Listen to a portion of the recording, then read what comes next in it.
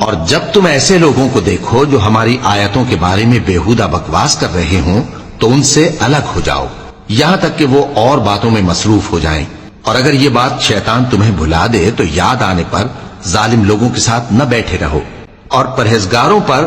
ان لوگوں کے حساب کی کچھ بھی جواب دہی نہیں، ہاں نصیحت تاکہ وہ بھی پرہیزگار ہوں۔ اور جن لوگوں نے اپنے دین کو کھیل اور تماشا بنا رکھا ہے اور دنیا کی زندگی نے ان کو دھوکے میں ڈال رکھا ہے، ان سے کچھ کام نہ رکھو، ہاں اس قرآن کے ذریعے سے نصیحت کرتے رہو تاکہ قیامت کے دن کوئی اپنے اعمال کی سزا میں ہلاکت میں نہ ڈالا جائے۔ اس روز اللہ کے سوا نہ تو کوئی اس کا دوست ہوگا اور نہ سفارش کرنے والا، اور اگر وہ ہر چیز جو روئے زمین پر ہے بطور معاوضہ دینا چاہے تو وہ اس سے قبول نہ ہو۔ یہی لوگ ہیں کہ اپنے اعمال کے وبال میں ہلاکت میں ڈالے گئے، سو ان کے لیے پینے کو کھولتا ہوا پانی اور دکھ دینے والا عذاب ہے، اس لیے کہ کفر کرتے تھے۔